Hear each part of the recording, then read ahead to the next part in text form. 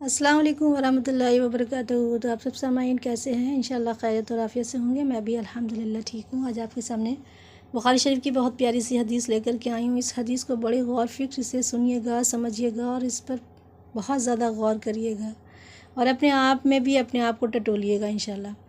तो आइए हदीस पढ़ते हैं कि उसके सजदे के बारे में इसमें बताया है। नबी सल्लल्लाहु अलैहि वसल्लम ने इरशाद फरमाया, उस ज़ात की कसम जिसके हाथ में मेरी जान है, वो ज़माना करीब है कि ईसा इब्न मरियम तुम्हारे दरमियान एक आदिल हाकिम की हैसियत से नाजिल होंगे।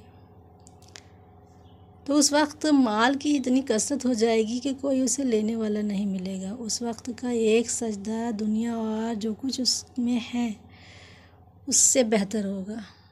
तो देखिए, हम और आप जिस दौर में चल रहे हैं ना, ये दौर वही आ गया। हमें बताया जा रहा है, यानी हमें मालूम हो रहा है कि अब मेहदी अलैहिस्सलाम आएंगे, अब ईसा अलैहिस्सलाम आएंगे। वो वक्त आ गया। ये ऐसा दौर चल रहा है, ये आगे ऐसा और ख़राब हो जाएगा कि जिसमें अपने दीन को, अपने ईमान को बचाना मुश्किल हो जाएगा। लोग ईमान से एकदम से फिर जाएंगे। तो वो दौर बड़ा ही वैसा दौर होगा। आज हमारे पास आसानियां हैं तो हम बहुत आसानी से नमाज़ पढ़ सकते हैं, जितनी चाहें पढ़ सकते हैं, लेकिन अफ़सोस कि हमें फ़र्ज़ भी पढ़ना भारी पड़ता है।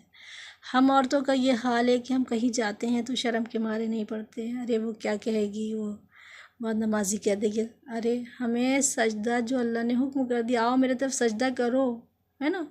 अज़ान में क्या हम सुनते हैं, हय्या अलस सलाह हय्या अलल फलाह, आओ कामयाबी की तरफ आओ दौड़ करके। हम किस में कामयाबी देख रहे हैं? दुनिया में भी मुब्तला हैं। दूसरों को खुश करने के लिए अपने अल्लाह को ना खुश कर रहे हैं, दूसरों की ही इस खैर ख्वाही में लगे हैं। ये नहीं जान रहे हैं कि हमारा अल्लाह हमसे क्या कह रहा है। हमने आसानी वाले सजदे नहीं करे तो सोचिए वो दौर होगा, वो सजदा कौन कौन नेक बंदे वो होंगे जो करेंगे। अल्लाह हम लोगों को ऐसे नेक बंदों में शामिल कर ले और वो दौर आखिरत हमें ना दिखाए, अल्लाह उससे पहले उठा ले।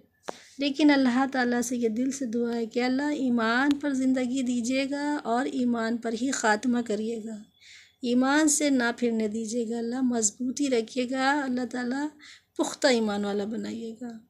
अल्लाह ये दुआ है। तो जो आसानी वाले हम लोग सजदे नहीं कर रहे हैं, तो अभी से हम अपनी कमर को कस लें एकदम।